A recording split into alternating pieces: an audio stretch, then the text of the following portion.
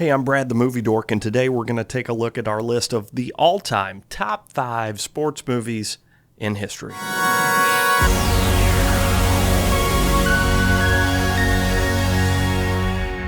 Starting off strong in the 90s with Rudy in 1993, starring Sean Astin, a baby Jon Favreau, and a great supporting cast with awesome character actors Ned Beatty, Charles S. Dutton, Lily Taylor, and Robert Prosky. Why does this one make the list? Because it's freaking awesome. It hits all the right notes for an underdog sports movie, but it's much deeper than that. It's got a dramatic score, a great training montage, and the moment he almost quits, which is standard fare for these movies. But I said it's deeper, and it's deeper because it's about realistic goals. It's about something that all of us can see ourselves doing, even if we're not a great athlete, even if we're not going to ever win the big game, even if we're not going to be the starting quarterback. Rudy is an underdog in a movie about underdogs. He's the lowest achiever in the sports movie, and yet he still succeeds. He gives us something to be excited about. Most of these kinds of movies are about winning the tournament or the big game or, doing things that seem impossible. This one's about the kid who just wanted to make the team. He just wanted to do the thing that everybody said he couldn't do. And it wasn't even that big a dream. But for Rudy, it was. And for everybody watching, you get sucked into that. And you can see yourself in his shoes. Most of us are never going to be the best. Most of us are never going to win the big game. But Rudy shows us that if we work hard enough, we might just make the cut. Realistic dreams can be attained, and as the movie tells us, having dreams is what makes life tolerable. Next on our list is the Gene Hackman classic from 1986, Hoosiers. Also starring Barbara Hershey and Dennis Hopper, great character actors.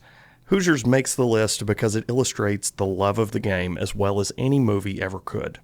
It's a character-driven sports movie, which is what you're going to see in common between all these 5 that we're talking about today. All the central characters have problems. Coach Dale lost his career because he lost sight of what was most important. He let his urge to win almost destroy him, only to be able to rebuild it on the love of the game in Hickory. Myra, played by Barbara Hershey, who is his love interest, also has problems. She's a spinster in small-town Indiana. She doesn't have much to look forward to, and her life's kind of wasting away until Coach Dale shows up. Shooter, Dennis Hopper, the assistant coach, is a drunk. He's got a disaster of a life, but he loves basketball. And Coach Dale reminds him that maybe he could have some kind of life if he just put down the bottle and focus on something pure. And he does. For each one of them, and for the town as a whole, basketball is the one pure thing that they have to hold up in their life as something special. And they do. This is basketball before all the glitz, before the NBA, before Wilt Chamberlain, before Magic Johnson or Michael Jordan or Larry Bird. This is pure old-fashioned Indiana basketball in its most basic form. Hickory has all the elements of a standard, undersized, underfunded, underdog sports team that wins state, but it hits all these notes perfectly, and it actually has great character development to go along with all this, making it a great movie and a great sports movie. Next up is the newest movie on our list, Moneyball from 2011, starring Brad Pitt, a pre-weight loss Jonah Hill, Chris Pratt, and Robin Wright, plus Philip Seymour Hoffman. I shouldn't have mentioned Robin Wright at all because she doesn't really contribute to the movie much, but she's in there and she's a big name, so I said it. Moneyball harkens back to some of the other greats listed here, proof that they still can make a decent sports movie, or at least they could 10 or 15 years ago. This one's on the list because it's engaging, even though most people know the outcome going in. When the movie was made, it was recent enough history about the Oakland A's setting a record for the longest winning streak in baseball, so people knew that had happened and remembered it. But it's not really about that. It's not about the end. It's about everything that happens in the middle. It's basically a lot of inside baseball, pun intended. But it makes it interesting because it's actually, at the end of the day, a business movie, in the vein of The Big Short. One performance that's a smaller role that really stands out for me, though, is Ken Medlock as Grady, because he's the typical sports prick that everybody likes to hate, and we love to see it when he loses. If there's one reason I almost didn't put this on the list, it's because you have to watch Brad Pitt stroking his fantastic hair, and as a bald man, I kind of hate that. Other than that, though, he delivers a great performance, and it's a cool movie. That brings us to Major League from 1989, starring Tom Berenger, Charlie Sheen, Corbin Bernsen, James Gammon, Wesley Snipes, and Rene Russo. And let's not forget the great Bob Uecker, who really makes the movie. It was a fantastic ensemble cast, and looking back on it, it's like, holy crap, there's a lot of, they're really good actors in this movie. When it came out in 1989, Major League was a pretty unusual film. We'd had irreverent sports movies before, but not like this one. It's almost like when they were pitching the movie, they said, so what if we do a baseball movie, but we make it kind of like Spaceballs?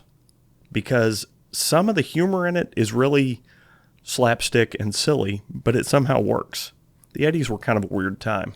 What you've got here is basically a team of misfit toys that bands together and shows that fundamentals and love of the game matter more than overpriced talent. The same kind of story as Moneyball, which was based on a true story, but in this case it's totally fictional and it still works. It's that rare combination of being a great outright comedy and a great sports movie, which doesn't happen very often. And we probably saved the best for last. And of course I'm talking about 1976's Rocky, starring Sylvester Stallone, Talia Shire, and the great Burgess Meredith. Just a word about Burgess Meredith here. He makes the movie for me. I can't imagine Rocky with any other person playing that character. Rocky isn't just a great sports film. It's probably one of the best movies ever made because it's all about the characters. Just like Rudy, it's not about being the best. It's about taking your one shot at redemption and not missing it. But it's not just redemption for Rocky. It's redemption for Adrian, it's redemption for Paulie, and for Mickey too. Fate has dealt all of them one last chance to redeem their almost wasted lives. And it's about them making the best of their circumstances and banding together for the best outcome. Without their belief in each other, none of it works. If you take one of these characters out, Rocky doesn't get redemption, and neither does anybody else. And that's what makes it a great film. So what do you think? What should have been on the list that wasn't, and what didn't deserve to be on the list that is? Please let me know in the comments. Please like, subscribe, and share it with a friend. Thanks for watching.